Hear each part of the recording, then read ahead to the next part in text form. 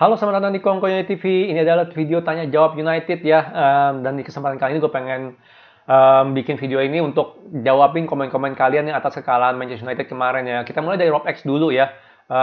Pertahanan solid dari Hong Kong. Itu hoki aja pemain yang boys, tendangannya pada katro, banyak melambung, bla bla bla ya. Jadi ya, tolong nonton lagi bro ya. Lu lihat deh ya. Kalau lu ngomongin soal setelah kartu merah, ya itu emang kita katro banget.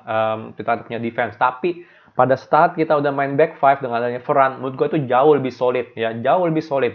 Ya kalau lu lihat ya, kebanyakan tembakannya si Young Boys ya pada saat second half ya, pada babak kedua itu kebanyakan dari luar kotak penalti.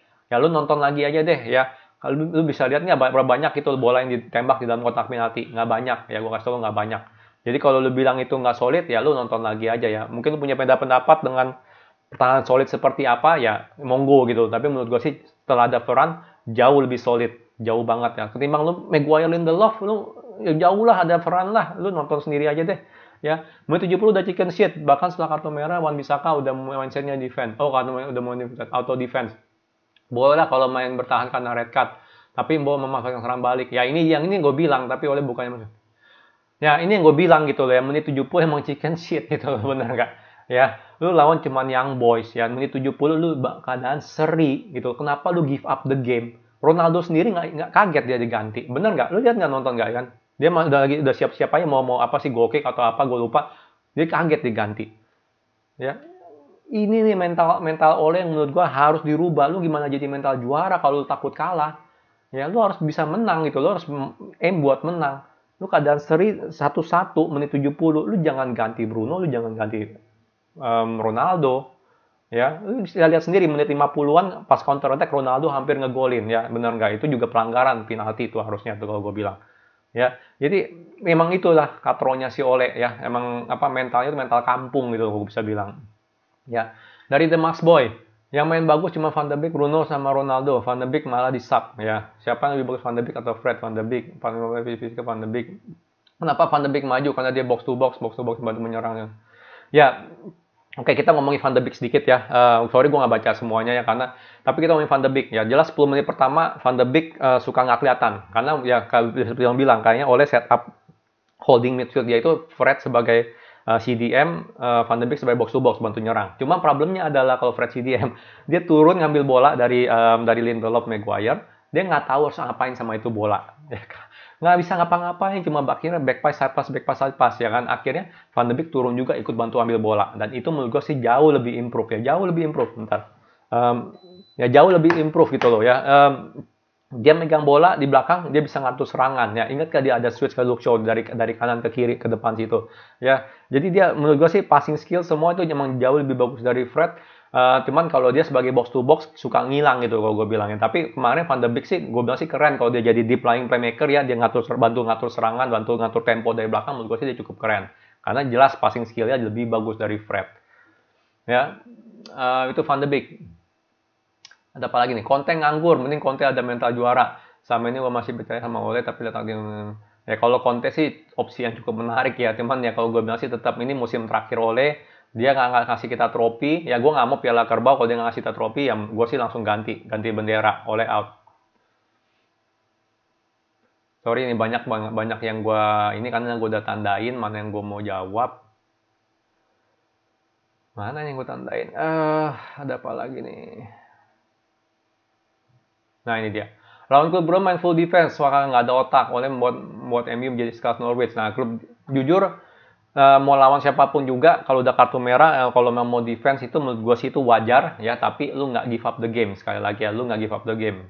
Masalahnya dia main 5 back, gue juga nggak masalah ya, karena kalian lihat sendiri ya, kalian kan suka banggain Tukul ya. Lihat Tukul, dia suka sering main 5 back, dia selalu main 5 back ya, 3-4-3 5 back. Nggak, 3 center back, 2 wing back dijadiin midfield. Ya, tapi sering banget dia kalau defense dia main 5 back, selalu main 5 back. Jadi main 5 back itu sebenarnya nggak salah ya, apalagi kalau udah kartu merah lu main 5 back nggak masalah, apalagi karena karena Pogba jarang mundur, nggak masalah menurut gua ya. Cuman problemnya sekali lagi menit 70 dia ganti Ronaldo, ganti Bruno, itu dia udah nyerah. Udah deh, gua nggak mau coba menang deh, yang penting jangan kalah. Akhirnya kalah juga kan.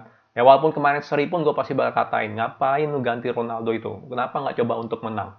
Ya, Timbang lu coba untuk nggak kalah, kenapa nggak coba untuk menang? Ya itulah mental kampungnya Ole.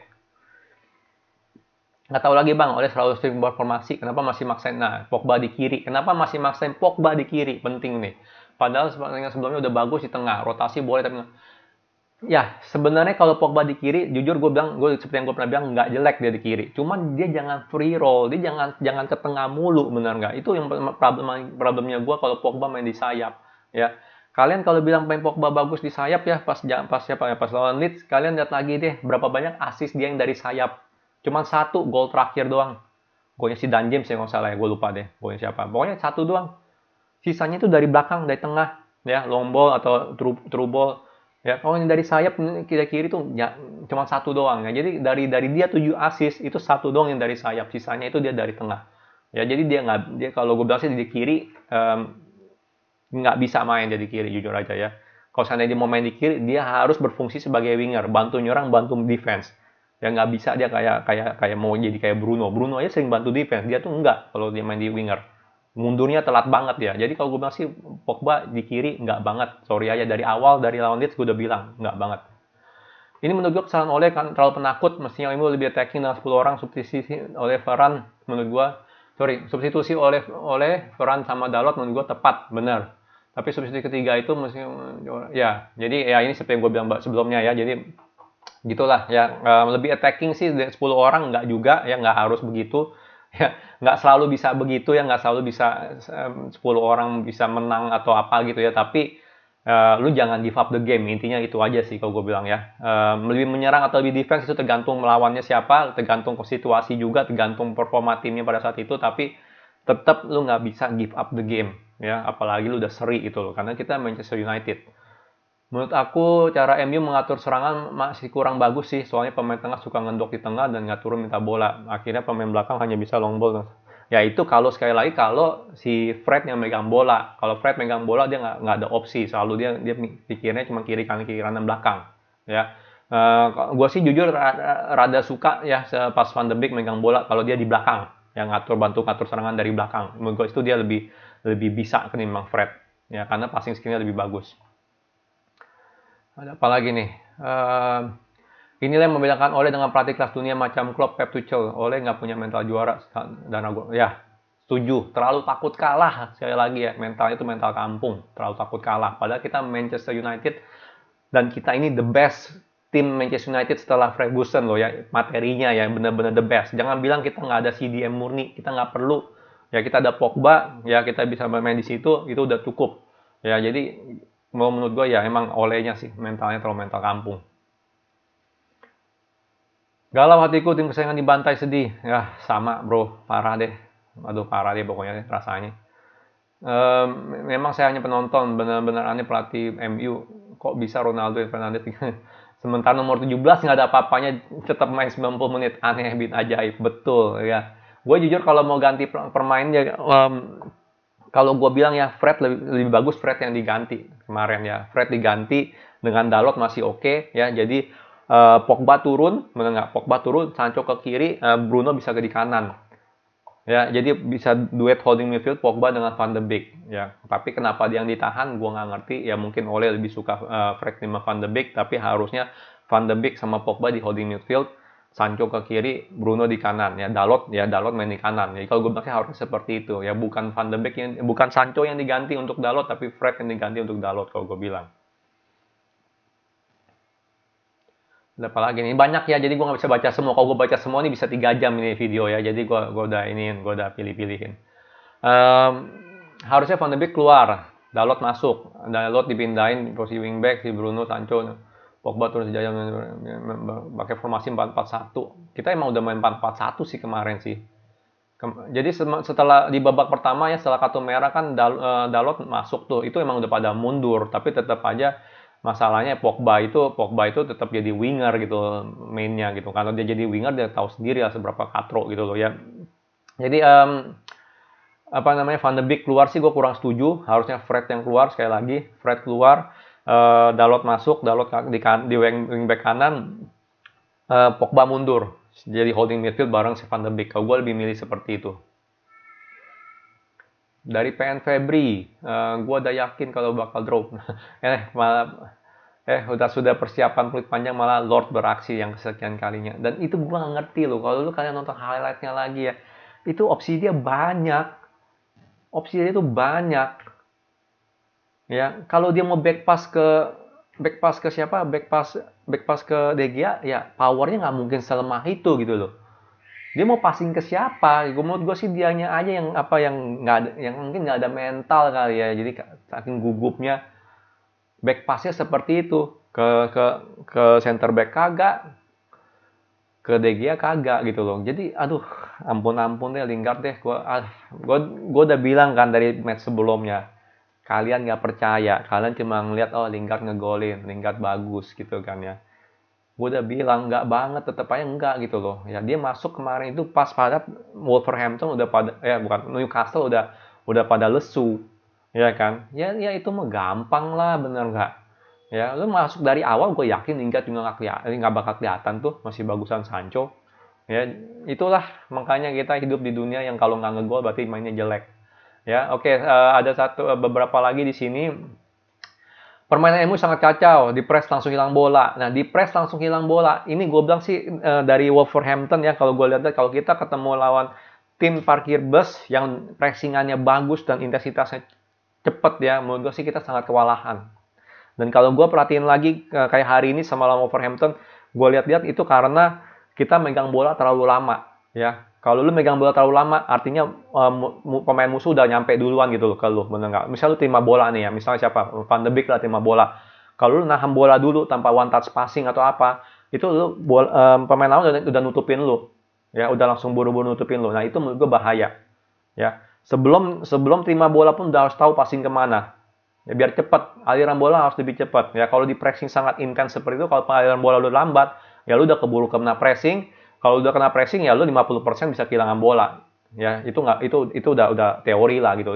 Itu udah alami gitu kayak begitu ya. 50% bisa kehilangan bola. Atau enggak lu jatuh atau enggak lu apa benar. Karena lu udah di balance lu udah diganggu gitu sama lawannya. Jadi press langsung hilang bola tergantung ya, kalau gue bilang harusnya kita main tempo lebih cepat ya, jangan terlalu banyak nahan bola. One touch passing itu paling penting, kombinasi. Kalau enggak kita bakal ya kayak hari ini ataupun kayak lawan Wolverhampton, banyak kehilangan bola dan nggak bisa salahin pemain juga. Kalau lu mainnya lambat begitu ya pasti udah keburu kena press duluan. Sebelum kena press bola itu udah harus jalan. Itu penting banget. Ini penting banget. Nggak ngerti lagi deh sama wasitnya dari X-Ray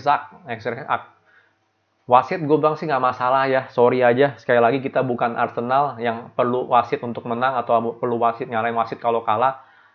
Kita nggak perlu wasit untuk menang, ya apalagi lawan Young Boys. Ya jadi kalau ngomongin soal wasit, gue nggak setuju banget jujur aja. Makanya gue paling malas ngomongin soal wasit jujur aja.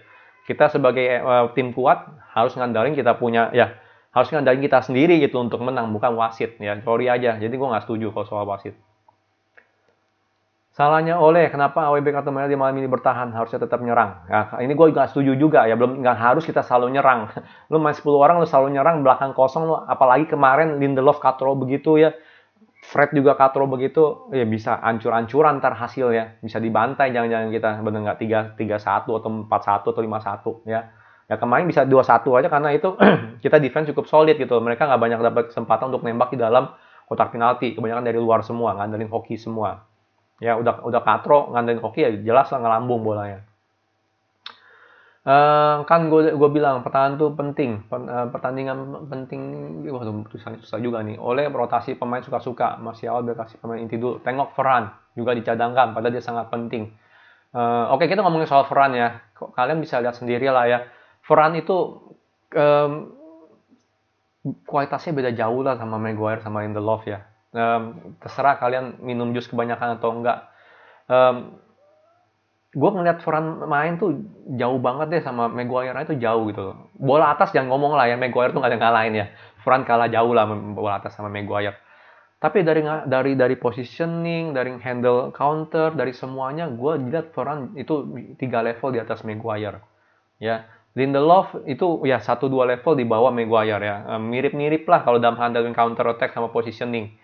Ya mirip-mirip, tapi ya Maguire lebih kuat di bola atas, makanya di menurut gue dia lebih 1-2 level di atas Lindelof. Jadi Lindelof ini sorry aja ya, bukan pemain jelek, tapi kualitas itu beda jauh sama Varane ya. Makanya gue bilang Varane harus main, ya harus selalu main.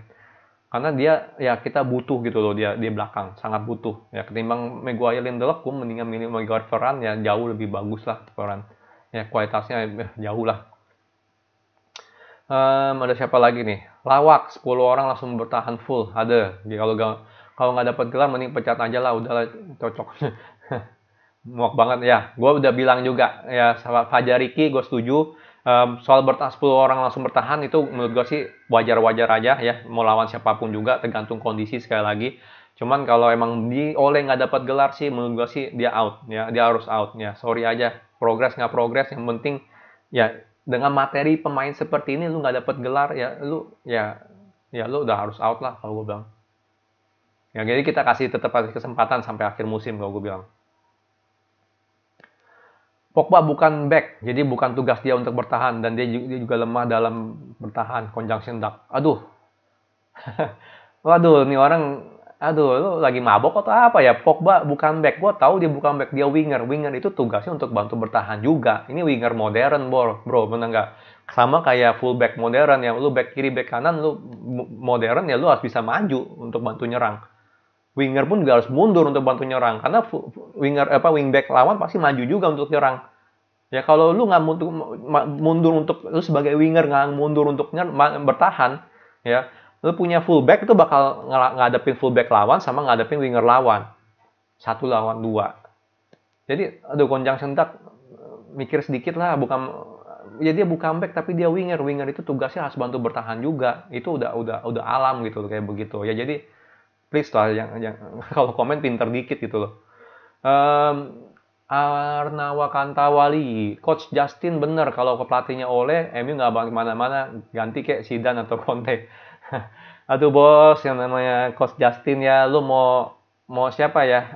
Mau Pep pelatih lu, asisten pelatihnya Jurgen Klopp juga pasti dibilang MU nggak bakal mana-mana bos. Sorry aja, namanya haters will always be haters ya. Jadi ya jangan tahu dini lah.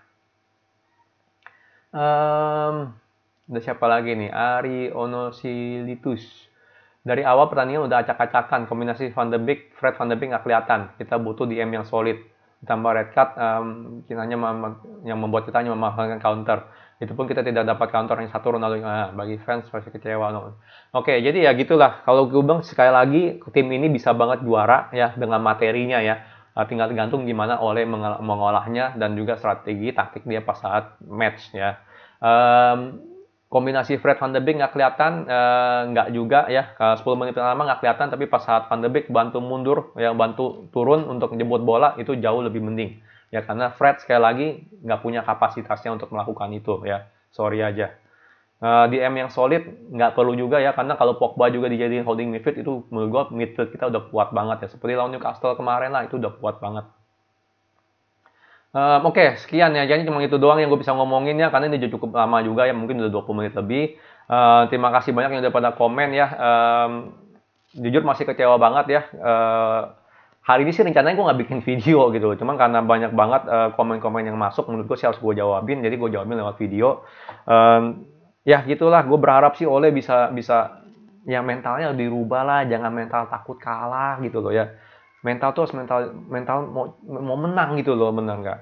Ya Ronaldo sendiri kaget dia disubstitusi. Lu nonton ulang deh. Ya, dia kaget karena masih ada kesempatan untuk bisa ngegolin.